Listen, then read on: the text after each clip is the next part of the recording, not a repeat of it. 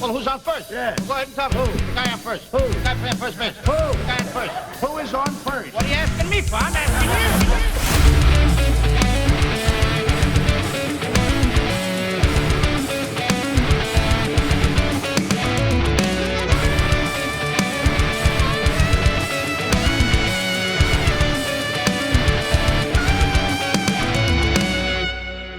What is up, everybody? Welcome to this episode of Who's on First. Thank you guys so much for listening. We've had quite a wild weekend for the Cardinals and the Cubs fans. That's not all we're going to talk about today, but we are going to talk about a lot of it. But before we get started, thank you guys again for listening. Give us a like and subscribe if you can, and leave us a comment as we go. Leave comments about, what we're talking about, your opinion of everything. Before we get started, though, Michael, how are you doing? Well, I think you already know the answer to that. I was better after Friday than I'm doing today. That's all right. You'll probably feel better, tomorrow as you go into the next series, because we know, you guys know, at least you're making the playoffs. We're fighting for it, and you never know. You can take some solace in that. But, That's fair. Hope everybody is well. Brian, you doing okay? Doing good, man. I mean, hey, I'm the complete opposite for Michael. I mean, I thought the weekend was going to start off a little rough. No offense turned into a whole lot of offense. Absolutely. We're going to break it all down. We're going to have a good time. Let's just talk about the series as a whole. Obviously, the Cardinals took 2 out of 3. First game was, honestly, it was a great game. It was a great pitching game. Suzuki got a hanger. Got one left for him, and he took advantage of it. Cardinals didn't take advantage of the bad pitches they were given, so you got to tip your cap to those. And even though, Liberatore gets 2 of the runs, right? Mm-hmm. And the other one goes on the reliever that came in. Still a great pitched game. Mm-hmm. Game 2 ended up 8-4, and it was the Baez game, which we're going to talk about. And then the third game just ended as we're recording, probably about an hour ago, maybe 45 minutes ago. The Cardinals took that game 11-4 with an onslaught of offense, especially from Burleson and Walker. But let's just talk about a couple specific moments from the game. The Baez game aside, anything that you guys took away from the series? Again, the Baez game aside. Yeah, we'll talk about it. Obviously, I'm going to lean into, Friday's game. It was the first game at the stadium for, one of our new pitchers, and it was an unbelievable debut. He comes out and he had a perfect game running into the 6th inning. It's Clay Holmes is, I think first start was a little rocky. So you love him coming into Wrigley and, up against the Cardinals of all teams and, kind of doing his thing. And that's obviously gives the Cubs fans a lot of excitement for, what this guy's going to bring to the team down the stretch. So, first off, I'll lean into that, of course. And then, like you said, outside of the Baez, the Cubs just got to, keep the offense going as a whole. Balls were just flying out for the Birds this weekend. It is what it is. One of those things, it just, sometimes you get a ball up in the air there at Wrigley, those things are flying. Cubs didn't get the ball up in the air enough this weekend, and the Birds did. So, like I said, got to keep the offense going and, kind of weathering the little PCA slump that he's in right now, which, we'll take it. The kid's been on an absolute heater. He's been carrying the team for, 2/3 of the season. So he can have a slight dip here as long as he gets going, within the next couple of days here to kind of keep his name in the hat for the MVP race.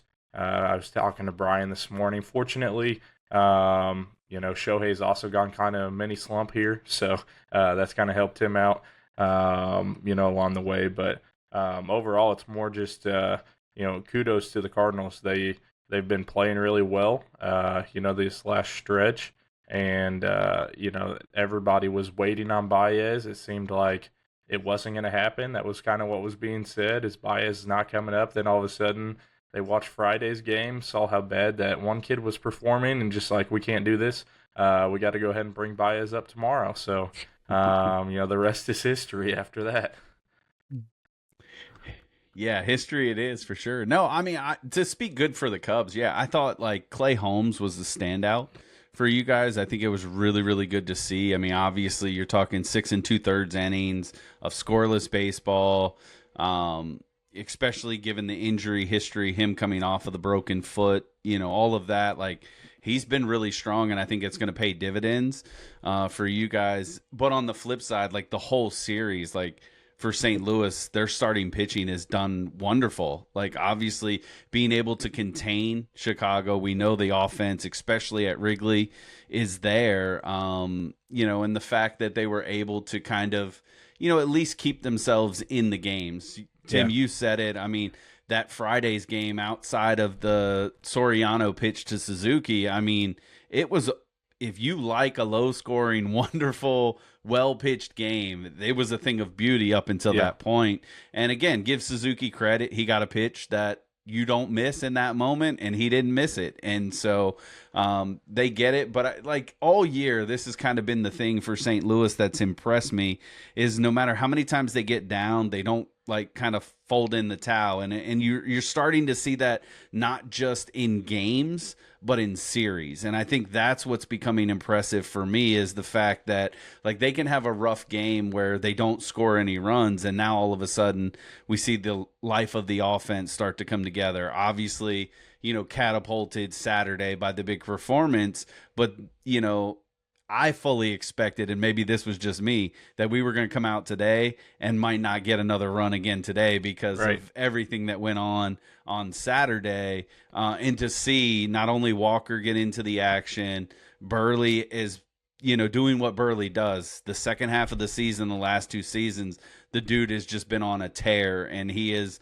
not looking to slow down. And that gives me hope because I keep saying they're that fringe playoff team, but they do give you shades of those teams from the past in St. Louis where they get hot at the right time. Who knows what can happen? Now, I don't think they're a deep run playoff contender. They don't have the pitching for that. But hey, stranger things have happened. And if the stars can align and we can get our bullpen and starting pitching working together, this offense can be special. Yeah. Actually, real quick, Michael, I had a question. I should have asked this maybe a week or two ago. Did the Peterson trade give any about the Clay Holmes trade? Like getting 2 starters from the Mets. The first one didn't go so well. The first start from Holmes didn't go so well. Was there any apprehension for you about Holmes being on your roster? Because I always thought that would be a great ad, especially for your defense. Is there any thought of that? No, I mean, that's a great question. So overall, Peterson, much like Holmes, kind of got lit up in his first start, and then kind of settled in. He did okay, nothing spectacular, but nothing terrible. And now he's going to be like a long inning piece. The Holmes, I kind of look at it, I guess, different. That is like, he was one of the few pieces for the Mets that actually was pitching really well before he got hurt. So it was like one of those things. I kind of categorize him as a non-Met. He wasn't metting everything up like everybody else. He was actually playing really well. So I was pretty excited to get him. So I would say I didn't really think much of it. If it would have been, Senga or somebody like that, maybe I'd have been like, I don't know about this. But, for Clay Holmes, in particular, I wasn't too worried. And then, like I said, after his first start, I really wasn't concerned because it was his first game back after, being out for an extended amount of time. So, no, I would say I wasn't really concerned about it. Okay.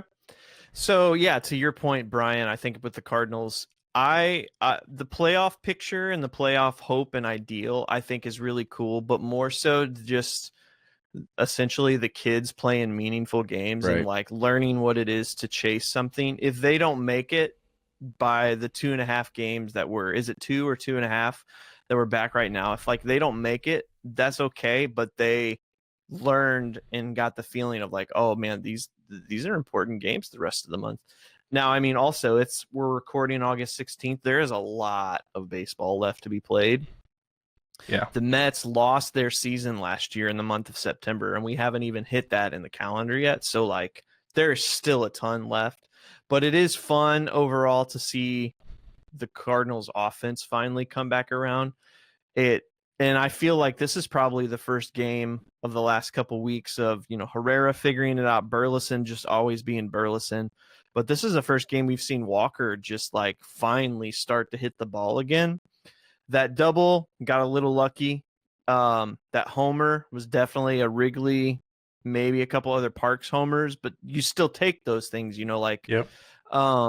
It was finally great to see Walker being Walker again, and I think that's a good sign for the stretch. How long will that last? Weatherholt just doing his thing, always getting on base. So it's finally great to see the four that pretty much carried this team for the maybe first half of the season finally performing again, to the detriment of Michael's pitching, but we like that. We take that. But yeah, I think we gotta talk about it now, man. The Baez game. Joshua Baez, welcome to the big leagues. Couple fun facts, which I think everybody's probably read at this point, but the first player in Major League history to hit 3 home runs in his first 3 at bats. Second player or I guess third player in Major League history to hit the first 2 at bats, 2 home runs. 4 other 2 players being Cardinals, which I think is pretty fun. No other team has done that. It was Wainwright and then Bob, I think it's Nyman. He was technically a St. Louis Browns player. What? Back in the day. Back in the day, yeah. But I think that's pretty fun. Couple other things. Second Cardinal produced a 3 home game this month. Alec Burleson did it in Yankee Stadium.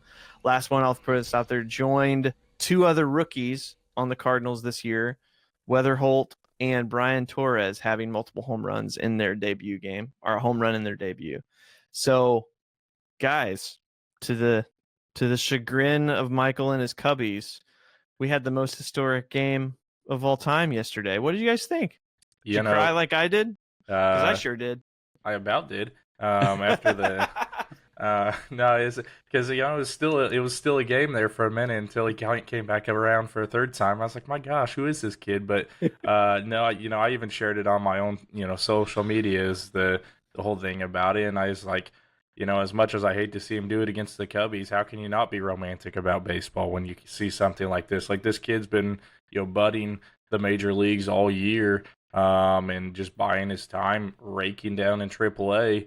And he gets his name called, and the kid showed up like crazy. And was it one of those days that balls were flying out of Wrigley? Sure, but that 450-foot shot the first time would have gone out in every ballpark. So that kid, like I said, I hated to see it obviously against the Cubs, but at the same time, I'm sitting there just tipping my cap because it's unbelievable to see it happen.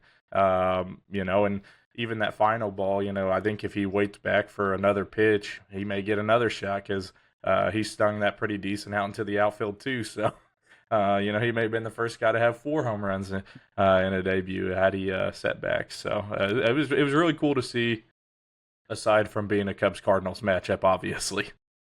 Yeah, and for me, obviously, it's going to make it even more special, I think, in that moment. I mean, how fun is it, when you talk about you get called up into a big rivalry game, and it's not that neither team is fighting for anything. And Michael, you and I have talked about quite a few times, the Cubs are in position to potentially run the Brewers down, and so this is a meaningful series for them. Yeah. They will tell you, not just because it's a rivalry series, but they wanted to win 2 out of the 3 because it puts them closer to the Brewers to chase down that Central Division, which, unfortunately didn't work out for them. Fortunately for the Cardinals, it did. But I think coming up in that limelight, and I think the statement for Baez was the fact that the first pitch he saw was just obliterated. I mean, 450 feet, like, you're like, okay, like, if I'm, I was watching the game, but if I'm in the stands, I'm going, awesome. Give him his one.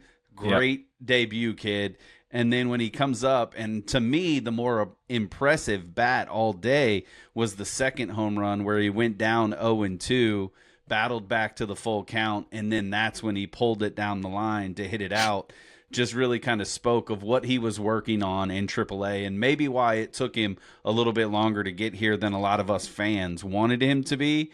And then again, a little bit of humble pie today. He struggled a little bit there, but that's going to happen. Right. That's going to happen We get it, but I think, like, again, being able to see a kid like that who's put in the work, put in the effort, to get here, and then to do something that's never been done in baseball. And Michael, you said it. It's like, how can you not love a game like this that has been around for as long as it has been, America's pastime, over 100 years, and you still are seeing things in today's game that you've never seen. And the fact that his first 3 plate appearances, he hits a home run, and I'm with you. I don't care that it's at Wrigley. The fact that the ball went out of the yard each time is just impressive. And to see the excitement, I'm hoping, and I think you saw it today, the rejuvenation it gave to the other young players on the team, and you're seeing a response from them that there's fun in that dugout. They're having a blast together, and they're doing something special in this moment. Will it turn out to be something bigger? Who knows? But the fact of the matter is what they're doing now in the position that this team is headed. And I got to give a lot of credit to Bloom. He is putting together one heck of a squad and figuring out how to get them playing together well. And so I hope what we see on the offense side also translate to some of these young pitchers that we're going to start to see and surface over the next couple of years, because for all NL Central other teams, this is going to be a dangerous team in a few years. Got to give a lot of credit to a lot of different people. I mean, Baez for sure put the work in. 2024 was probably the worst season of his professional career, and he was drafted in 21. So it's kind of like, bud, you're going to have to figure something out, because Rule 5 eligible soon. He was going to have to make a move, and if he wasn't performing, turned it around last year. I think credit to Bloom and his staff and the development staff for helping to figure out how to help this kid help himself. And then, I mean, kind of what you mentioned also, but credit to the coaching staff of like the culture that they've created and fostered for all these kids, because most of the team was the same last year. Right. And they're very much outperforming everything that they did last year. Walker obviously having the season of his life. Burleson's taken another step forward. Pitching is better than it was last year. Bullpen's atrocious and the worst thing on planet Earth, but we'll figure that out later. Credit to all that. And then Baez coming in, I'm just thinking, like, I remember watching the game yesterday and he came up. My expectations were low. Like, a rookie comes up and for the first time, it's not going to be great most of the time. Like, there's a reason there's players in AAA and there's players in the majors, and they're not there. Like, this level is really hard. Yeah. And he's already had a pretty big strikeout rate issue. Not trying to downplay it or like Nolan Gorman-esque issues, with strikeouts and stuff like that. So my expectations were low, but I remember, stream of consciousness, like when the ball hit the bat, I was like, no way. And I screamed like crazy.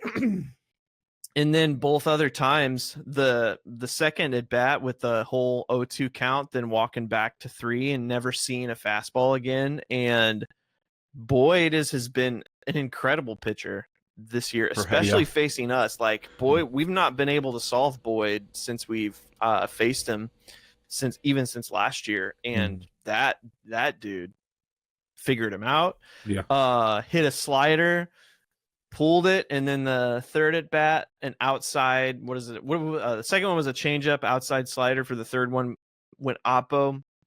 I screamed. I jumped up and screamed. And Fawn was really excited for me too, which is, that's a cool thing to have. But and then kind of like you said, to the day, 0 for 5, 3 strikeouts. Right. Welcome to the big leagues, kid. Yep. It's gonna be hard. It's not it. Like they said on the broadcast, it cannot be that easy. I think it's a staple moment, man. All the memes that have come from it, all the fun. I mean, baseball is supposed to make you feel fun and excited and everything. So like, that was pretty incredible. Maybe not. Maybe we have a new Dominican machine. Maybe it's gonna be different for sure, but you never know. Hey, I don't care if that kid tears it up like that as long as he's not playing the Cubs. Hey, my hope is he becomes like, Devers to Garrett Cole was Oh, there for a jeez. little bit. Like Matthew Boyd better be like, I just don't want to pitch against the Cardinals, especially if Baez is in the lineup. Brian showed me this morning, but shout out to M-Bone. He's really funny. But Michael, did you watch M-Bone's one from yesterday? No. I don't think so. So the third one, when he hit the opposite field home runs, he's like, "Are you kidding me?" And then I think, was it Baez next? No, it was Jordan. When Jordan, Oh, not Baez. Yeah, Jordan hit a home run off of him. And he's like, "What is he still doing in there? Why is he in there still?" And I was thinking about you. I was like, Michael probably had that same emotion. Pretty much the same reaction. Yeah. Pretty much the same reaction. Yeah. Always just a little too late with counsel in his leash. Every time. Shout out to Joshua Baez though. Good for him for the hard work that he put in. Did you guys see Buster Olney's report on him at all? I did not see Buster believe so. Olney's, but I've seen a number of them. So Yeah. So there's a whole thing about how Joshua's dad passed away a few years ago, and he promised him that he would make it to the majors. And Baez in an interview with Buster Olney said that there was a bee following him in the outfield every time he went I out did there. see that, actually. And so he just kind of said, he's like, that made me just think my dad was kind of hovering around me. And I was like, how can you not be romantic about baseball? Yeah. Right. Yeah, that's pretty sick, man, honestly. Yeah. What a weekend we had at Wrigley, though. Any other thoughts before we wrap that part up, boys? Yeah, just actually kind of tipping my cap to another Cardinal. You guys haven't really talked about him much, but Hunter Dobbins has been really, really good for you guys. His last several starts I've noticed, and they've been in big time matchups too. Yankees, Cubs. I know he pitched in both of those, so that kid might be an answer in your starting staff as well, moving forward. So hate to see it, but good for the kid. The moment that other teams start saying, where are they getting all these pitchers, is something that I can't wait for again, because it's been a long time. I picture him as the kind of a back end of the rotation guy. Like, maybe he starts a game 3, but probably like a game 4 or game 5. There's nothing wrong with that. Yeah, absolutely. You get a guy like that is going to give you consistent pitching. You don't need ace level stuff out of everybody. Obviously, you'd love to have that like the Dodgers do, but when you've got a solid 3 or 4 like that you're going to get pretty much consistency out of, you'll take it all day. Yeah, I mean, and this is what we've been after, right? I mean, even just 5 innings, he had 7 strikeouts, so taking that, I mean, that's huge in that regard. The only thing, I think you're absolutely right, Tim, in the sense of him just kind of being that back end of the rotation guy, is just because he's still struggling to go deeper in the games. Like, he's got to find a little bit more command, maybe, figure out how to get guys out a little bit quicker in the count, not go so deep in almost every at bat in the count, so that he can go a little bit further into some of these games. But I think also for protection, Ollie's pulling him a little bit quicker to not allow him to maybe get in his own head a little bit. And he's starting to figure some things out. And so that's nice. But like I said earlier, like, I've just been impressed with the whole starting rotation as of late. We didn't know what kind of Liberatore we were going to get. It's a Jekyll and Hyde situation with him. Sometimes inning by inning, that can be the case with Libby this year. We know what McGreevy is, but I think it was big for McGreevy to have the bounce back, because he got blasted by the Cubs his last time out against them. And so to see that rebound was big. And then, of course, Dobbins today. And I think even from the relief side of things, for Gastelum to come in and have a shutdown inning with 3 strikeouts was big as well, to get him some confidence going again, because he seems to kind of ebb and flow a little bit. He'll have a really good outing, and then it's like he can't figure it out. I saw something today that after, I believe it was the Yankees series, where he kind of got blown up. They sat him for, was it 3 days, 4 days straight? They did some work, and ever since then, he's had scoreless outings. He's gone through 5, I think it's 5.5 1/3 or something like that. It's had like 9 Ks. So they made some adjustments to him. I have to deep dive into that a little bit more, because it's kind of just coming to the top of my head. But something I'll be interested to see, since we're kind of talking about it now. We are pretty much hitting all territory of innings limits for everybody in the rotation except for Palante, and we're probably in very uncharted territory of like, oh man, all of these kids' arms might just fall off in the next week to 2 weeks. And if that happens, the stretch run is going to be obviously much harder. But what are they going to do in the meantime? Because Kyle Leahy, Michael McGreevy, Hunter Dobbins, Libertor, yeah, literally everybody but Palante has never thrown more than 120 to 150. So it might get weird, in September for those guys. But you never know, like, and that includes if they happen to make a playoff and they have to pitch two to three wild card games, Yeah. heaven bless we win one of them. What does that mean also? Because again, these kids have never thrown that much in their life. So I'll be interested to see. I'm excited to see it because, sometimes that might mean this kid's going to step up and he's got another 40 innings in his arm. But then also, what does that do for next year? Because if they pitch too long, you never know injury wise. That would be that's probably the downside of having all of this young talent is there's a lot of uncharted territory with them and their bodies and their what they know or don't know about it. Yeah.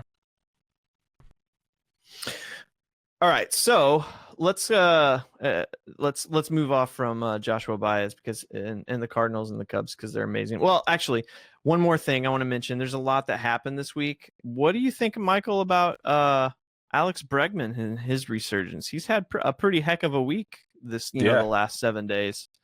Yeah, Alex Bregman, it's been really nice that he stepped up in general, but especially when PCA's been a little down.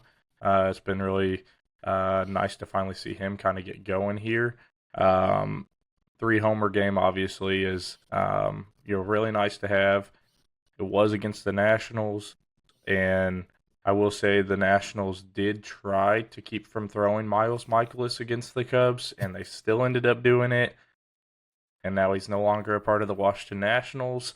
So it's like, it's kind of funny, but no, it's really cool to see, Bregman kind of get going. Obviously, if we're going to go make a deep playoff run, he's going to have to be a big part of that. By far and away, the most playoff experience, one of the most experienced playoff guys in all of baseball in general, but obviously the most experienced. He's more experienced than Craig Counsell is in the playoffs. So, he may be having to coach Craig up a little bit too. So, but, kind of getting a guy like that going in this time period is probably the most important part of the series, the season. Obviously it's great what Kyle Tucker did early in the year last year, but he was really bad post-injury second half of the year, down the stretch, and it showed going into the playoffs. We get Bregman going, into the playoffs, and all of a sudden, a guy like that's coming in clutch. That's going to mean a lot for the team, especially because he's not just finding a hit every 3 or 4 days. Like, he's finding consistent hits now.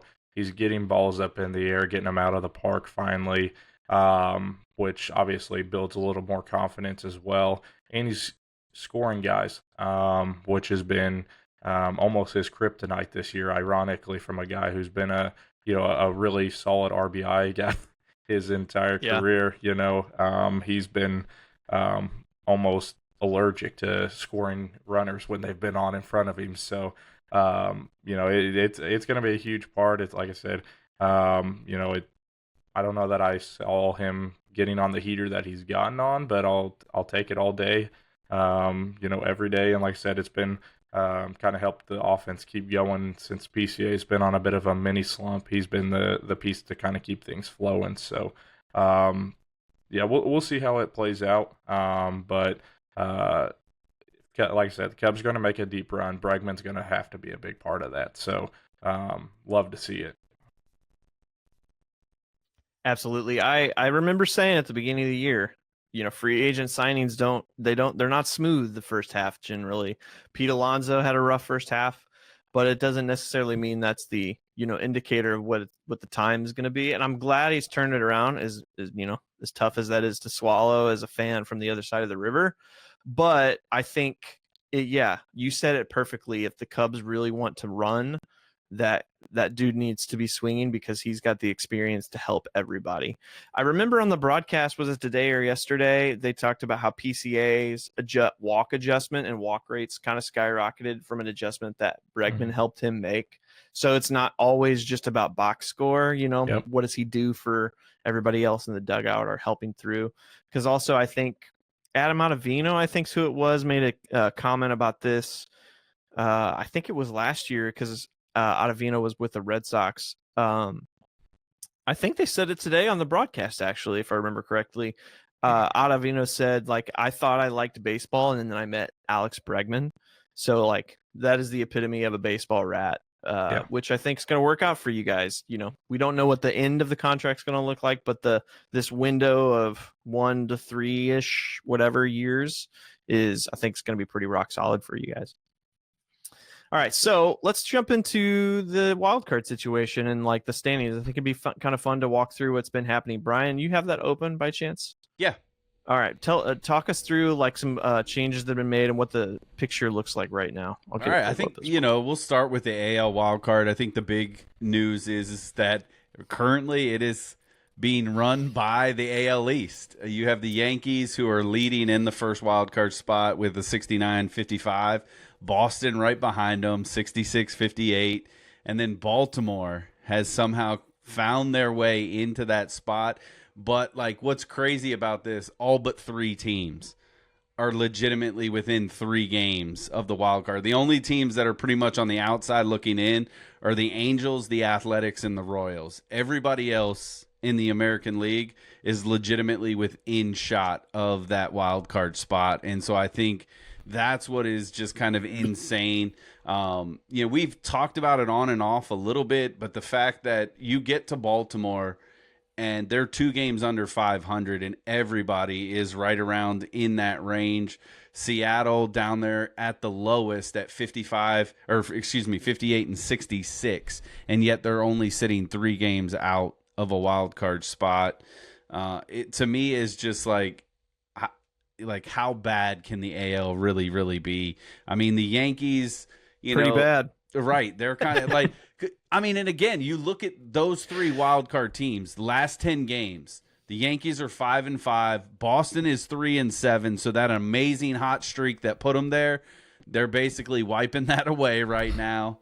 And then it's the same for the Orioles. They're 5-5. The Toronto Blue Jays are the team that probably is the most threatening team at the moment because in their last 10, they're 7-3, and they're climbing back up, still 4 games under 500. But to me, that like how insane is that legitimately within a week you might have all 5 of the AL East teams fighting for playoff. I mean, outside of Tampa Bay, they look like they've secured the East at this point. Like, unless they kind of fall out, they're going to be the front runners there. But the other 4 teams in the East legitimately will be fighting each other for playoff seeding as wild card. So I have a couple questions to throw with you guys. I'm gonna separate the 2. First question. What do you think about the 3rd wild card in this situation? There's kind of been a lot managed with the American League and National League are obviously different this year. The Cardinals are 2 games now above 500 and 2.5 or whatever out. And in the American League, there are 5 teams that are all under 500 vying for that 3rd wild card spot. It's not going away because money's going to be lost. But in the essence of competitiveness, what do you think about that 3rd wild card and the potential of this now being able to happen? That's my first question. I mean, I'll say I'm still for it because, one, it means more baseball. But we've seen teams come out of that position in the playoffs in the last couple of years. And sometimes you had a really rough stretch to start the year. I mean, honestly, most of these teams, Boston obviously was one of the worst teams in baseball until a month and a half ago. So, but Baltimore, Toronto, both those teams were expected to be better than they are, have both just been playing pretty good ball. So it's like sometimes it's a reflection of, obviously, we have to take the full 162 into account here. But, sometimes that first, 60 games is really tough. and you have a really bad stretch. But then let's say you take everything, the next 100 games, and all of a sudden their record's one of the best in baseball. So they could be coming in as one of the teams that you don't want to even face. You see it in every sport, to be honest with you. You'll see random teams get super hot the second half of the year or whatever, and then all of a sudden, come playoff time, they're a team that, not necessarily saying that they're going to move on, but they're a threat to. And that's where I would say, like, honestly, a lot of those teams, the Central teams, I don't know that I would say that they're like a crazy threat to move on, maybe more than one series. But, maybe Detroit. I mean, Detroit maybe has enough, but like Seattle, if Seattle figured things out, we know they have the horses there to do it, to make a run if, everything played in, and Baltimore and Toronto especially, we know, like, they have a team there. Yeah. If all of a sudden Vladdy has that Tatis turnaround, and starts getting balls up in the air, and all of a sudden, ends the season at 20 home runs or something, that's going to tell you a lot about their season. Just has been a disappointment because some of the guys that came through last year just haven't. But I think that it has to stay in. Like you said, it's not going to go away because of money in general. But it's kind of funny. You do see these occasionally. Like it's a 500 team's going to get in there, but they said there's some dangerous 500 teams over there in the AL that, like, I certainly wouldn't want to be running into if I was sitting in the 4 spot or 3 spot there. I definitely wouldn't want to be seeing some of those guys. Yeah, I mean, again, it's twofold for me. I mean, I do like the idea of maybe some of these teams that don't start off well do still have a chance to find their way back in the playoffs. It's fascinating to me because there's part of me, not that it would change anything, but there's part of me would be interested in what if we did away with, like, I know then it changes all of baseball because division leaders don't matter, those type of things. But if you just go with the best records is how you get seeded, because it'd be interesting to see, the 1-2 seed, potentially in this case would be Tampa Bay and New York in that sense, which would be kind of interesting. They're 1-2. They're not necessarily, New York is no longer vying for this wild card spot because they're going to secure their top 3. Would be kind of an interesting dynamic, because really Boston and the Yankees and Tampa Bay would all be the top 3 if you did away with the standings, which I know that's kind of why maybe they don't want to do that, to create a little bit more parity. The downside to this is I think it gives some of these middling ownership groups an opportunity to make more money but not have to necessarily invest in their team. Like, I mean, it's funny to me when you look at, like, what Toronto's doing. I mean, they're paying money for players and they're struggling. But then you have Detroit, who arguably sells off their whole pitching staff, and yet they're still potentially going to make the playoffs. Yeah. And if they happen to win a playoff series, I don't think they're going to go deep. But if they happen to do so, like, get hot at the right time, because, I mean, they have an offense. Mm-hmm. So if their offense takes off, like, and carries them, they could make some noise in that way. And you're, enhancing or solidifying, if you will, an ownership group that's unwilling to pay for long-term players. And they're just going to keep doing this. And so to me, then it's like the regular season starts to kind of go out the window, and you may lose some of the fan base during the regular season. Will they come back for the playoffs? Sure. But you need them there during the regular season as well. And so that's, to me, that's where, like, you start to see some of the difference. Again, I'm not saying they should go to where they do away with divisions, because there's something special about winning your division. But I think there's got to be some way maybe to incentivize some of these teams so that we're not seeing, again, you talked about it, Tim. I mean, there's 7 teams under 500 that legitimately have a chance at making the playoffs. I mean, you look at the West in and of itself, there's not a team in the West with a positive run differential. Nobody saw that coming. Right. Like, I mean, it's fascinating That's to me just crazy. how bad the American League is outside of a couple teams. And we don't even really know if the Yankees are legitimate because of the injuries that they're facing. Yeah. They just happen to get a good jump start on a lot of these other teams. Yeah. And now it's starting to kind of middle out a little bit. And so, I mean, there's a world where we could potentially see 2 of the 3 wild card teams be an under 500 product in the American League. True. Two things I'm going to throw out to you real quick.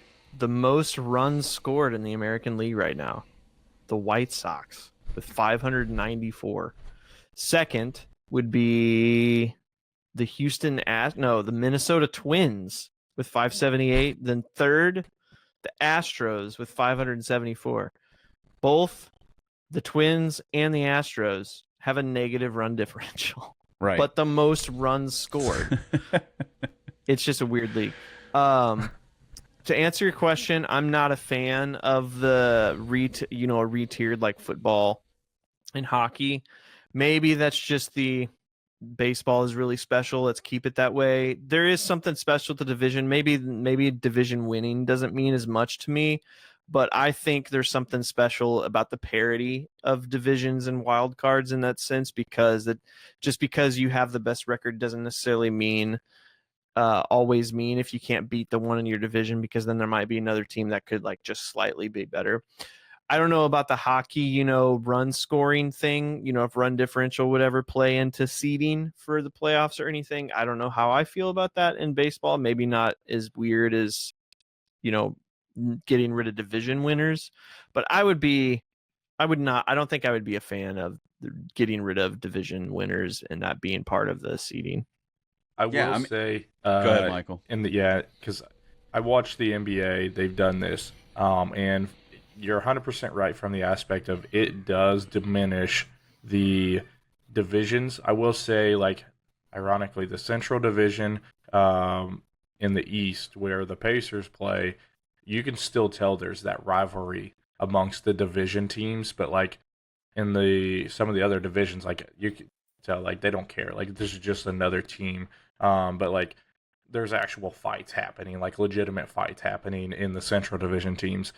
I would say I feel like I'm more of a pro for them doing that, because like I remember obviously like 2015, the 3 best teams in baseball were in the National League Central Division, and the Cubs and Pirates had to face each other in a 1-game wild card, and knocked out a 98-win team or 99-win team, which was just absolutely goofy. Now, I think some of that has cleaned up a little bit since we went to a 3-game wild card minimum. So I guess that does help some. But, at the same time, I remember 4 or 5 years ago, the Giants and Dodgers both finished with like 107 or 108 wins, and one of those teams had to go play in a wild card, and then there was a team that had like 80 some wins that did not have to play in the wild card picture. Like that's just crazy to me, to even think that way. So but same time, like you said, it does add a little parity to things, but at the same time I think winning matters, and going and winning all year. Obviously, sometimes you just run into like a team like the Angels are in a division and they're really awful, so that helps everybody else in the division stack it up. But then we've seen it the last several years. The AL East is pretty good all the way top to bottom, and they're still one of the highest winning teams. So it's not just their division where they're just feeding off of those wins off of those teams. It's like that division as a whole is just really good, and those teams should be rewarded, in my opinion, for actually winning baseball games. Like I said, it kind of sucked last year when the Yankees and Blue Jays were playing each other, when they had the exact same record, and then they're out. The Yankees are out, and something that was just shouldn't have even been a matchup when you've got the other 2 teams up there at the top that their records weren't as good playing each other, and it should have been a CS matchup probably, but I would say, like I said, since going to the 3-game wild card, I think it has helped some, taking that sting away and that kind of nasty taste in my mouth with the 1-gamer. But like I said, I'm still pro teams winning games should get them rewarded. the division still matters. So you still got to get your division winners in there. But to me, that just guarantees you a spot in the playoffs. It doesn't guarantee you a seed in the playoffs, is how I look at it. Yeah, I mean, it's just like I look at this, and right now where it sits, Tampa Bay and Chicago, of all teams, the White Sox would have the bye. Yeah. And the opening round. And then you're looking at, potentially Houston, Baltimore. And this is where, and it's not like this every year, but it could be sad. But potentially you're looking at a Yankees, Red Sox wild card series, which is cool, but it's only 3 games. Yep. That's what happened last year. Right. And it's like, it's unfortunate because, like, again, for baseball, as much as maybe some people don't want to see that, like, as far as, but like that needs to be like a potential 7-game series. That would be electric going back to the days, when it's Boston versus New York in that moment. And again, I know obviously they can't control that. They're not, scripting out the season and the MLB going, hey guys, we want you to make sure you finish here. So we get this out of the way early. But again, like, and we can look at the numbers all day, but like the White Sox are 18-27 against above 500 teams.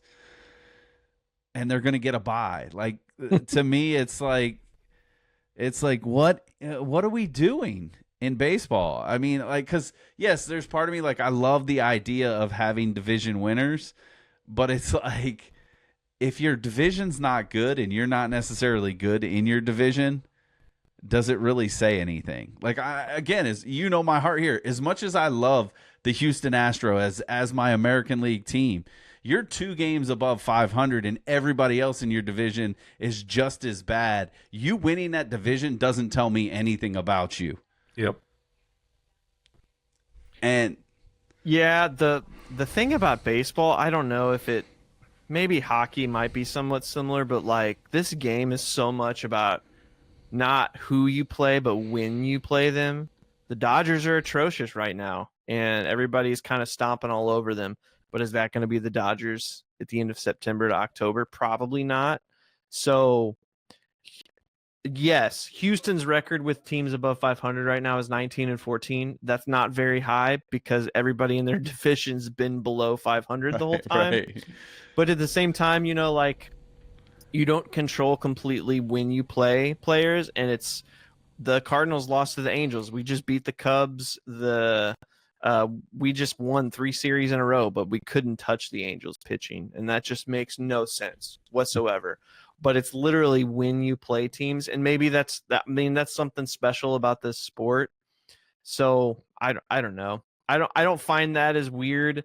If Baltimore Orioles get in this year with a record under 500, then they make it to the World Series. Is that a detriment on the sport? Is that bad for the sport?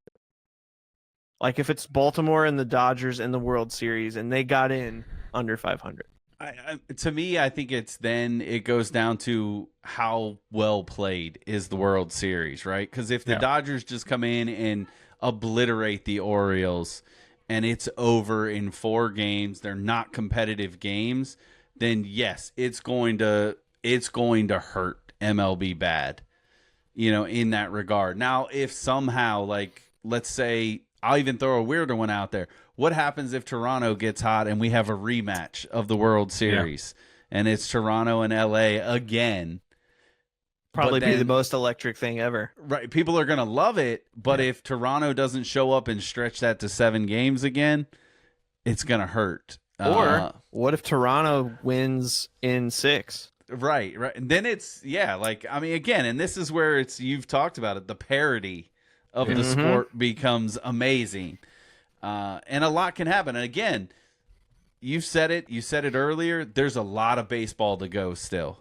There is a lot of baseball. And so some of these teams that are hovering just under 500, like Baltimore, like Toronto, if they go on a streak like Boston did, we're not talking about them being under 500. And again, that's the beauty, I think, of baseball. And I can give some leeway because if Toronto, if Baltimore, let's even say Minnesota figures out how to get hot once again, and they go on this run and it extends into the playoffs, and all of a sudden we're talking about Minnesota being in the ALCS. And you're like, I don't know that I want to watch it, but like how hot they are forces me to want to watch this game. And so like there's benefits to that. To me, again, it goes to the off the field. Like it really kind of is allowing owners in some aspect to sit back and go, I don't have to put a really good quality product on the field all the time. If I happen to run into the playoffs and I'm hot at the right time, that's all it takes anymore. And so it's unfortunate. You know, I don't fault the Dodgers. The Dodgers are doing what they're supposed to do. They're accumulating talent. And I think what we're going to see is what we always see. They're going to ride it out till mid-September, and then all of a sudden they're going to turn it on. They've got a 7-game cushion in the West already over San Diego. So it's like there's no pressure for them necessarily to, you know, worry about the division at this point or worry about being in the playoffs. They're going to be in the playoffs, and for them, that's all that matters to them. Yeah, I would say. So, go ahead, Michael. I was going to say, like, the other thing that you do run into with it is like on the opposite side of the spectrum is like we're looking over at the National League, and there are several teams that are well above 500 that are still looking, you know, in the window, not even actually in the actual playoff picture currently. So it's like it's a give and take, and you see it, you know, both ways. And you know, baseball is one of those sports. I don't imagine that. You know, if Baltimore's in the World Series, it's because they've been playing absolutely great baseball. And unlike some sports like the NFL, like you could randomly get a bad team somehow gets a really rainy game or something, steals a playoff game or something. And so like a really good team just got knocked out for no reason. Like in baseball, once you get past that 3-game series, you're not going to see a team randomly just steal a series in most years. That isn't very good because you have to win at least, you know, 3 games to even move, you know, or 4 games, and it's like you can win 2 games, sometimes get lucky. It happens, like pitchers duel, something random, guy gets a hold of a home run or something happens, but like I said, you're not going to see a really bad team run to the World Series. Just too many games they're going to have to win. Like I said, could they win the wild card game? Yeah, maybe you could see them do that, but you're going to see them run into Tampa Bay or somebody and just get absolutely crushed in the next series, most likely. So, unless they start playing good baseball themselves. So, yeah, I mean, 2023 is a great example of the sport of baseball and how weird it can be, with the Diamondbacks just running over the Dodgers, making it to the World Series, the Rangers running over the teams. Both of them were pretty mid at the end of the season, but right at the last second got hot. All you got to do is win. You got to win 13 games in the playoffs. That's all you got to do. 2, then 3, then 4, then 4.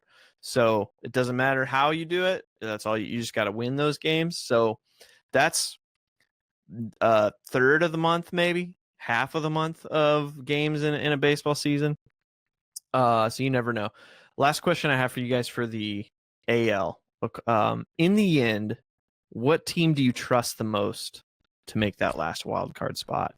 So right now it's Tampa Bay, Chicago, and the Houston as the division winners, and I would probably say that's pretty set. That's pretty close to being set. Maybe Tampa, New York, and Boston kind of go back and forth, but it would be hard to see Tampa surrender that much of a lead. But out of the 7 that we've talked about, who do you trust the most to make that third wild card? Michael, you go first. None of them. I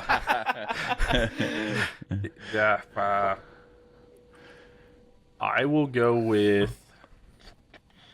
Honestly, none of them, but I guess Toronto, because Toronto does have the experience. They did lose Kevin Gossman, obviously, out of that pitching staff, but Dylan Cease is probably going to win the Cy Young. They do have Vladdy, and if for whatever reason, like Vladdy's one of those players, like when he is playing great baseball, which has been most of his career, this year's just been really weird. Vladdy's one of the top, 10-ish baseball players in the entire world. So I could see him carrying Toronto on his back, along with they've got some nice young pieces. obviously on that team. So I guess it would be Toronto, but I don't trust them either. I don't trust any of those teams, to be honest with you. Like I said, I'm not even super high on New York without Aaron Judge. So, Brian. Yeah, so what I started doing right there, because you asked me and I'm like, I don't even know if I have enough time to convince myself in this amount of time who I trust. And so what I immediately went to was like, okay, let me go look at the remaining schedules real quick. Like, Smart. who are they playing in this regard? And unfortunately, there aren't really good options for any team, in that as well. I think you're right to a degree, Michael, in the sense I trust Toronto because at least they have players that understand what it takes to get there. Yeah. On that side, I like the potential of the Rangers because of the fact that the division that they're in. The problem is they're going to get ready and go on a run where they're playing a lot of these teams in the AL East that are competing, whether it's Tampa Bay, Boston, those guys that they're going to have to play for something. And we just haven't seen that. They would probably be my second team in that regard. I think Detroit, unfortunately, as fun as it would be to kind of see them actually make some waves with the fact that they traded Skubal and Mize, all of that, their schedule is going to be brutal. I mean, they've got LA coming up. Now, maybe they're catching LA at the right time because they're floundering a little bit, but then they're going to hit some of the runs of the same thing. And to me, I think the potential for offense and the potential for pitching, if they figure it out, the Rangers are the ones on the outside to me that could sneak in to that wild card spot. Outside of that, the Yankees have built a good cushion. They have. So, I think with the way that they have been pitching, they're not going to lose consistently enough. You know what I mean? Yeah. Sorry, I laughed because when you said Yankees, I thought about the injuries, and then I realized that quote that Aaron Boone had about Giancarlo Stanton. They're like, oh, he can walk. I saw him walking the other day. Right. So he's like, oh, he's alive. He can walk. He didn't have to have his cane or anything. Yeah. He's good. Sorry, Brian. No, you're Incredible. good. You're good. So for me, the more and more I think about it, I'm looking at the over 500 record, or I'm sorry, teams above 500 that they've played. All of them are bad.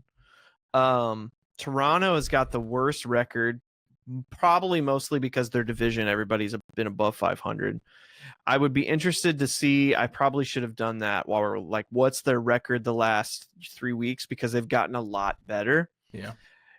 I'm stuck between the Blue Jays, the Tigers, and the Twins, between the three making that spot. The Orioles have a positive record of against above 500 teams, but I guess I've been ignorant to the Orioles a little bit, so it's hard for me to picture that they're there. But I mean, obviously they're there. They're playing good baseball right now. I'm looking at the Tigers' run differential, and it's plus 83, and they have an under 500 record, and that just makes no sense whatsoever. 27 and 29 is a great. It's almost 500 record against above 500 teams. The Twins have the best RISP hitting in baseball this year for the complete season. Mm-hmm. That can carry you. You get teams on base. That will win you games in the playoffs too. But again, Toronto's got the history. It would not surprise me whatsoever if Vladdy figures it out in the months of September and all of a sudden they're in the World Series again. I'd be like, oh yeah, that makes total sense. Because they did get rid of Gossman, but they got Reed Detmers. They got another great start. Isn't it Reed Detmers? Or they got Soriano. Soriano. They got Soriano. They got another great starter, even that's had a better season than Gossman has had. Yeah. Not the same playoff experience, obviously. Dylan Cease is having a Cy Young year. They have the most pieces out of all of those teams, in my opinion. The Tigers sold. It's kind of what they do. They sell and they get better. I think I'm at the point of the Mariners are just, I don't even know what that team is right now. Yeah, I think the Guardians are out. I don't trust the Rangers. That's if It's hard. Go ahead. Yeah. Sorry. If the Mariners can figure something out, I did look at their schedule. They have a tough week and a half stretch. They have or 2 week stretch of teams they got to play. But the back half of their basically all of September, they have the A's, the Rangers, the A's, the Angels, the Rockies, Astros for a 2-gamer, and then finish out with the Angels. So if they could figure something out over the next couple weeks to just keep themselves basically right where they're at, or maybe get a game up, getting the Angels and A's for multiple series in September, they can make a run potentially, because both those teams are awful. The Mariners are awful though. They're awful. horrible. Yeah. I'm looking at the Rangers, the Blue Jays, Tigers, Twins, Guardians have all lost games collectively. So nobody wants to move. Nobody, no. I think I agree with Michael. The Blue Jays would be the one that I trust the most, but it would not surprise me if the Tigers or the Twins make it either. Twins are just like this team that can get hot out of nowhere. They remind me of the Rangers in 23. It's just like you just slug your way through everything. Yeah. They can risp their way through everything.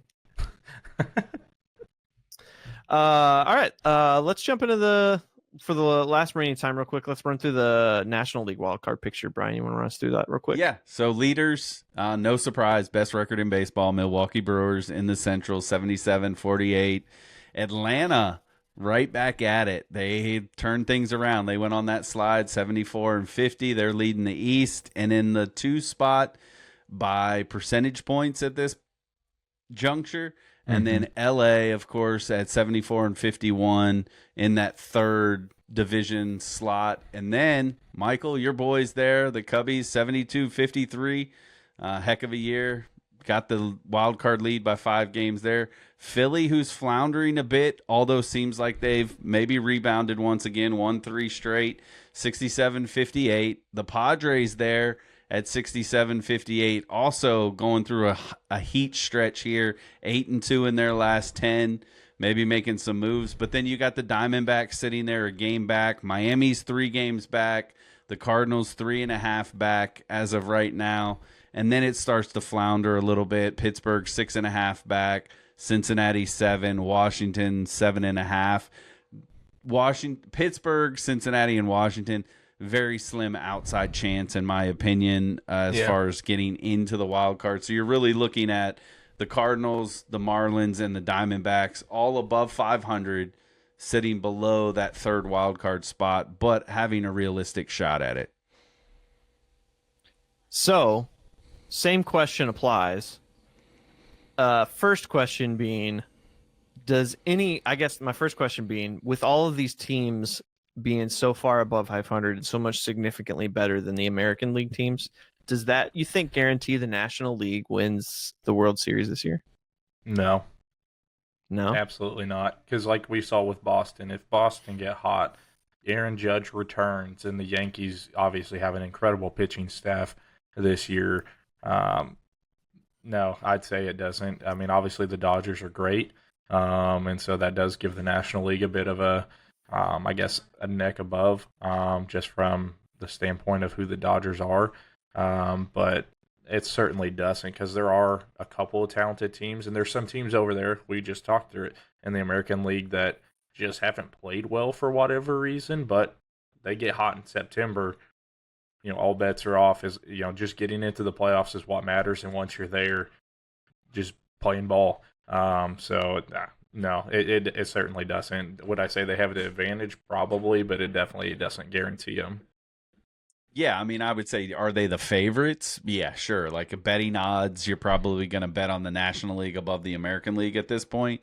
But again, too, I think it's the matchup. Who comes out of the AL? I mean, I don't know that there's an NL team that necessarily wants to try and go toe-to-toe with Tampa Bay if they're the ones that come out of the AL. Like, that's a very tough team to play against. Same thing, Boston. Like, we know the pitching that they have there. If that offense gets hot once again, they're a very dangerous team coming out of the AL in that spot.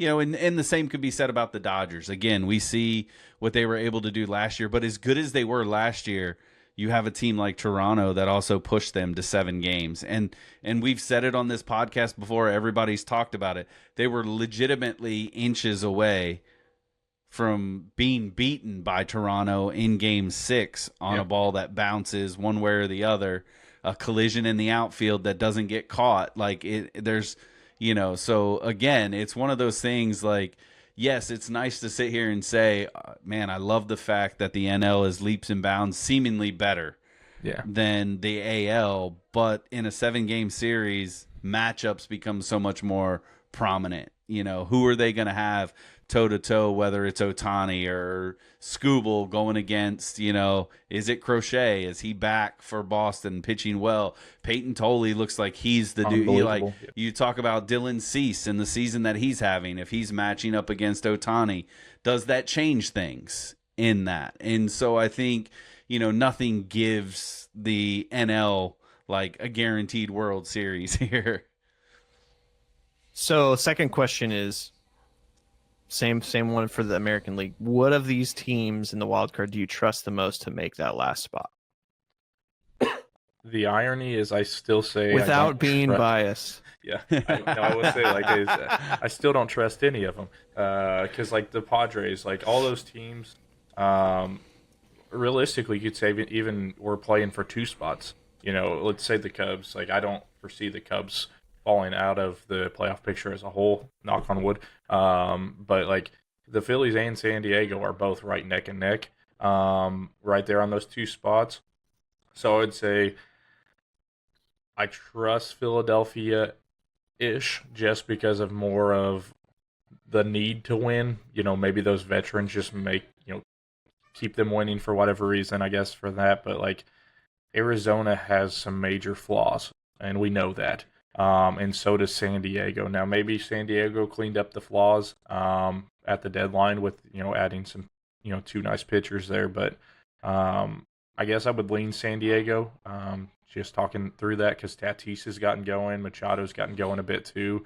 And then, Ty France has actually been pretty nice all year. Merrill's kind of getting going. So I've talked myself into the Padres fellas. But I still feel the same way. Like I said, I don't really trust San Diego completely. I don't trust Arizona completely. The Marlins had a stretch where it was like, this team looks really nice too. So, the Cardinals just showed they could beat the Cubs, but I think they're too far out. But, a lot can happen. A lot can happen. If they keep playing that way, they're probably not. They may get in. If they play the way that they've played the last couple weeks, but I'm gonna lead San Diego. Like you said, if we're talking the American League, Pittsburgh, Cincinnati, Washington all has a shot, legitimately. But we're sitting here in the National League, and all these teams are significantly better record-wise. So a team that's got 60 wins is nowhere in the ball club. There's no shot really for them. But the Marlins, like you said, I think Brian, you kind of hit it well. It's like the Cardinals have a shot on paper. You got to show me a little more. Asking a month straight out of those kids and the pitching staff showing up consistently on both starting and relief. It's going to be tough. Obviously, I don't know what the back half of your schedule looks like. You don't have the Cubs again, so you don't have those wins to count on. So, it depends on who you guys got. But San Diego, I guess, would probably be the safe one. Arizona looked really hot before the last 10 games. They were playing great ball. Maybe Lars Nootbaar is the anti-winner for teams. Maybe that's what's happening here. So, I don't know. It's going to be a weird one too, but Philly, San Diego, I guess, is going to round it out for me. Okay. I'm going to get a little bit interesting here, and I'm not going to be like completely homer, but looking into the numbers, looking into the schedule, if I'm going to trust any of the teams outside of the top 3 to get into the top 3, it has to be St. Louis. You look at their 500 above 500 team record, it's the best one of the bunch, even when you start to look at Philly and the Padres. The Padres are hot right now, and I think that will carry them. I think there's a realistic chance where Philly begins to fall a little bit and the Padres move into that spot and it opens it up on that run. I don't trust Arizona because I just don't trust the offense, nor do I trust the pitching from them right now. They could turn it on at any point. They have some of the players there. It just has not come together for them. And it's the same with the Marlins. I think for them, they're going through these stretches, but I haven't seen anything like, really, really telling for me. And again, this is where you may say it's a little bit homerish, but I'm watching a little bit more of the Cardinals, obviously, day to day. The starting pitching's coming around. The bullpen's not complete garbage. I mean, there are still some pieces in the bullpen that are hot garbage. You have your games. Yeah. Right. If the biggest thing is again, if the offense can continue to produce. Michael, you and I talked about this earlier today in person when we were talking.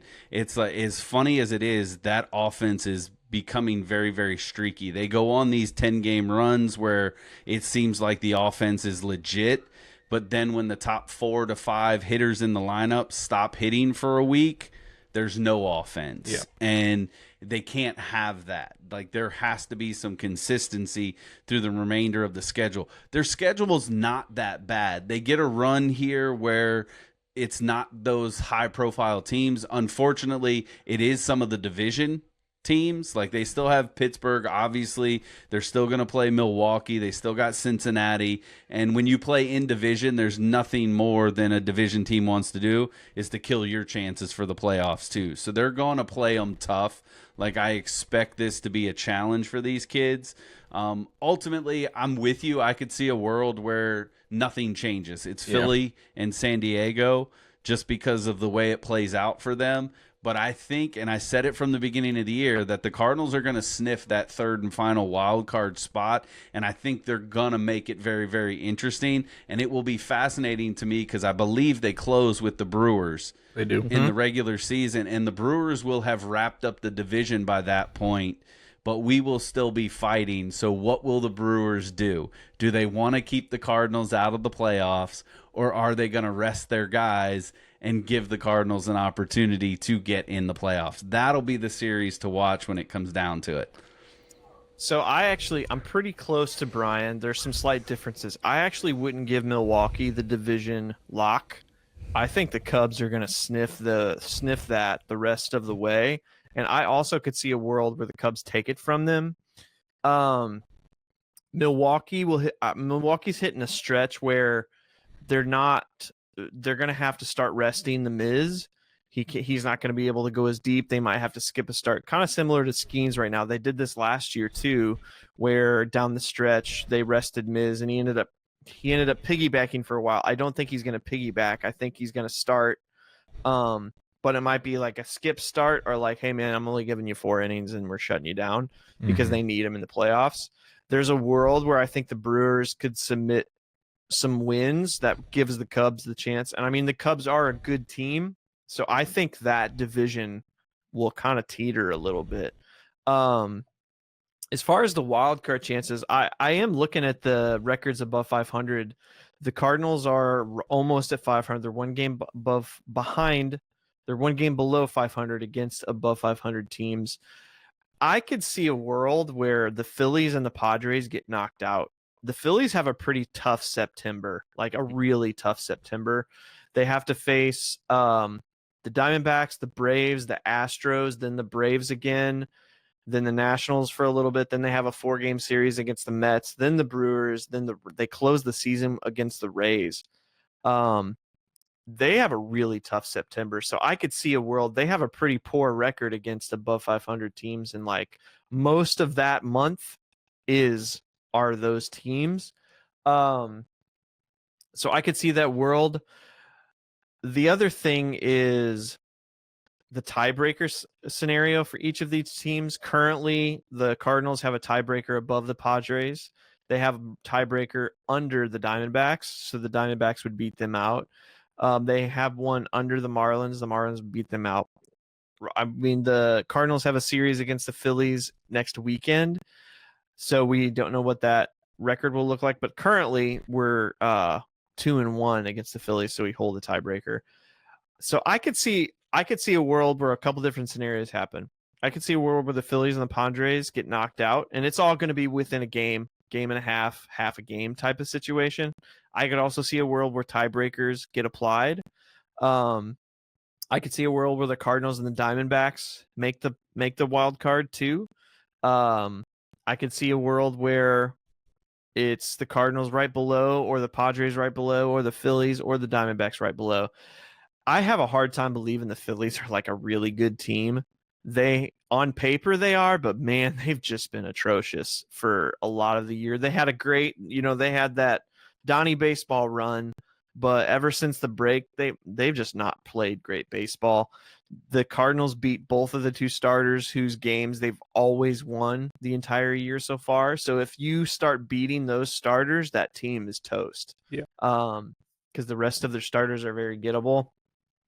The Diamondbacks have a lot of holes, but man, their offense is turning it on. The Padres just still don't have an offense outside of Tatis. Ty France is obviously a good note, but their rotation is, in my opinion, held on by a thread. And if that bullpen wears out in any way, the Padres are toast, because that's the only way they're winning games. Yep. So I could see multiple scenarios. If I'm going to pick one, Let's go. I don't think the Phillies make it. Who takes their spot?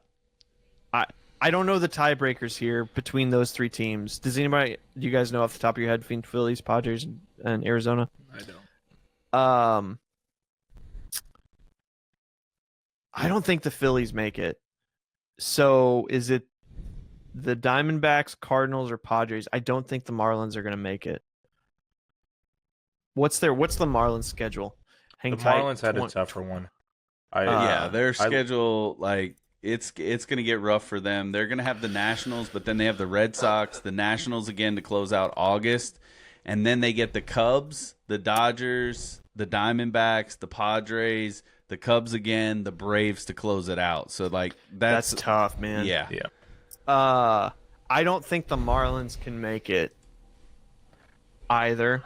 So can the Cardinals piggyback? The Cardinals are probably going to play pretty good the rest of the month. It's going to be what does September look like for them? How is their pitching holding up? If they leapfrog the Marlins and they just stay in that 2-1 game wild card, I could see a world where it's, to be honest, I could see a world where it's the Diamondbacks and the Cardinals, and the Cardinals beat out the Padres because of the tiebreaker. So the Phillies have the tiebreaker over the Padres. They won all 6 That's why games they're against in them 2. this year. Yep. And that's I would say the only issue you have, Brian, of your 500 theory with the Cardinals is a bunch of the teams that they're playing are pretty bad teams in September. So that doesn't help them out at all. They play worse against the bad teams. So I would say the world that I could see is the Diamondbacks are in the 2 seed. The Cardinals beat the Phillies and the Padres out because of the tiebreaker. I think that would be if I was going to bet on it, that's probably what I would do. Because I do think the Cardinals beat the Phillies in the next series. It would make sense because it's going to be it's just going to be a repeat of the 3-gamer. The one thing you have going for you big time is St. Louis, by far of those 5 or 6 teams, has the easiest schedule remaining. Yes, very much so. Like you said, Phillies is really tough. Miami and Arizona both have really tough ones too. San Diego's is good, but it's not as tough. But Philly and Marlins, it's brutal. Their schedules. The toughest thing for the Cardinals is honestly the next series. We have a doubleheader Monday, and then 3 games against the Reds again. That's a lot of baseball in a small amount of time, with a rotation that's, we don't know how long their arms are going to last, with a bullpen that's you never know what you're going to get every day. Right. If they come out of that series with a winning record, I would say the chances of them making the wild card are really, really high. If they come out of that stretch of 5 games with a bad record, I think they're going to have a tough time remaking that, just because I think it's going to cost so much pitching arm to get through it. Last question. Of these World Series options, which one would you take the most? Toronto versus LA, Tampa versus LA, Boston versus Chicago, not a homer take. Boston versus Chicago, or Houston versus Philly? The Houston versus Philly would be insane. Just from the aspect of both those teams at points this year have been the worst team in baseball. So that'd be a pretty wild matchup. Which one am I buying most? Yeah. No. Which one would you enjoy the most? Obviously, you're going to pick a certain one. I'm going to pick the Chicago Wrigley one for sure. Outside of that, I would probably go... I don't want to see the Dodgers win, but if you could guarantee me the Blue Jays were going to somehow pull it out, I would choose that series just so I could take a watch repeat. It. Yeah, because it was a fun series. Who'd you say Tampa Bay was up against? The Dodgers. I would like to see that again. It'd be the caveat would be that Tampa Bay wins, because how fun would that be for baseball to talk about that? I mean, obviously, I think entertainment value. I'm with you, Michael. I'll give you the nod. Like, I think a Chicago-Boston series would be fun. It would be electric, on that side of it. But I think I would edge out. I would love to see Tampa Bay get there against LA and do some work to LA. That would be enjoyable for me anyway. Freddie P has 2 electric starts and just absolutely shoves. And Nick Martinez wins Game 7 against the Dodgers. Oh, man. It's Nick Martinez versus Yamamoto. And it's like, what are we doing here? And it's being played in Tampa Bay, and Tampa Bay has like 17 fans in the stands. Oh, man. Baseball would throw a fit.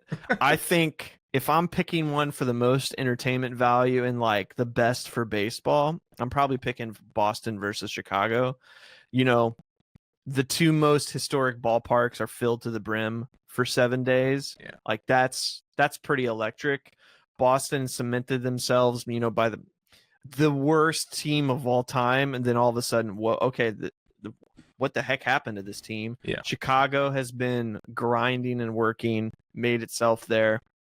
And if Chicago makes it to the World Series, they had to beat the Dodgers. Yeah. Which is a staple in and of itself. If that was the case, who would you take out of the 2, Boston versus Chicago? That's tough, because without knowing how the Cubs pitchers look the remainder of this year, because they have a couple still coming back, I would take Boston right now as a slight edge, just from the pitching aspect, because the Cubs pitching staff is still a lot shakier than what Boston has. But the Cubs probably have the dogs to get it done offensively. I mean, cap off PCA's MVP season with a monster performance in the World Series would be pretty sick. But I would say Boston has to have the edge just because of that pitching staff. But like I said, anything can happen. And you go to Boston, that may play into the Cubs' favor, because Bregman gets to play at Boston, and Suzuki's going to rake in Boston too. So if they can actually get a hold of some baseballs, then that might pan out okay for the Cubbies. I mean, that would feed families, Tim. Boston, Chicago would probably be one of my, obviously for me, but it'd probably go down as an all-timer. Yeah, I'm here for that series. It'd be fun. I think Willie gets his somewhat revenge for them letting him go, and he becomes the World Series MVP and just leads Boston. I mean, that would be just storybook for him in that regard. I mean, again, I don't think you could go wrong in that sense. I mean, you take St. Louis out of the mix. Obviously, I'd love to see St. Louis somehow figure it out and be there, and that's a personal thing. But, yeah, I'm here for it. It's one of those things. The Cubs have a good team. I'm not going to deny it. and they have a chance. But what Boston's pitching has been able to do, if that offense can figure it out, they are probably odds-on favorite. Like, I would put them, even with their record where it sits right now, better than Tampa Bay. I think they just put themselves in a hole. Yep, I would agree 100% on that. I will say, for my Cubs fans, this is my plea for you. If we do end up against Boston and Wilson is at home in Wrigley, we don't boo that man. Cheer for the man. Throw him off. Boo him. Because if you boo him, the dude's just going to have a series. But if you cheer for the guy, give him a little standing O, might throw him off a bit. We're probably looking at more like 3K, type of day from Wilson. You curse that man with everything in you, and you let him know it, so that passion riles that boy up. Imagine, I didn't even think about that at first, but that would be an absolutely electric atmosphere. Wilson coming back to Wrigley for a World Series game, but it's on the opposite side this time around. Hero versus villain. Couldn't script that any better. Absolutely not. Woo! All right, well, we're running out of time. I was going to mention, I guess, any quick thoughts about the Field of Dreams game? I cried when all the players walked through and the Hall of Famers walked through. It was pretty cool. Yeah, I think that's one of the coolest experiences, I think, in all of baseball, all in sports in general, because you don't have anywhere like that, really, that these other teams go. Like the NFL and stuff, they go overseas to London and stuff. The MLB's done that too. Like, there's nothing like what that experience is. With baseball, like a movie happened that created this great, crazy scenery in Iowa, in the middle of nowhere. And the MLB has, turned this into like a legitimate, field that these teams are playing on. They've actually turned it into a legitimate sports complex where these like kids travel to and everything. Like, it's become such a cool thing. The entrances, like you said, is like gives you kind of chills. And the memes and stuff are hilarious that come out of it too. Like, I think the one was like the Latin American players all looked incredibly confused why they're walking out of a cornfield to get out onto the baseball field. And I was like, that's very accurate. Those guys are like, what is happening right now? But it's incredible atmosphere. I don't know that any of those games have been a dud since they've started playing up there. They've had some weird matchups. I would love, if this is, me talking to the MLB, I would campaign to get some rivalry games up there at some point, because that would be really sweet. At least for, it's one game out of the series. You sent Chicago and St. Louis to London. Let that happen. Like, it'd be even cooler if you're watching, some sort of matchup like that, especially for the Midwest, St. Louis and Chicago, or St. Louis, Kansas City. Maybe you lean into that. Those two teams are right there. So, but it's a very neat experience in my opinion. Yeah, I agree. I'm not gonna harp on a lot of what you said, Michael. Is absolutely true. I mean, for me, it's just it brings me back to my childhood. I remember watching, Field of Dreams for the first time, and the desire to that. How cool is that you just see these players come out of the field, and for a moment you're just kind of teleported back in that moment, in the feels that it gives you. I agree. I want to see some better baseball, but I think it was even Zach Wheeler was on the broadcast prior to the game, and they asked him if he was excited or if he wanted to pitch the game, and he's like, not really, because I know how the ball flies here. So he's like, no. He goes, I enjoy being here, being a part of the experience, but not necessarily on the mound for that game. But yeah, I mean, just the fun of it. I think, the excitement. At first I was a little perturbed at the limited seating, but I think it makes it even more special in that regard.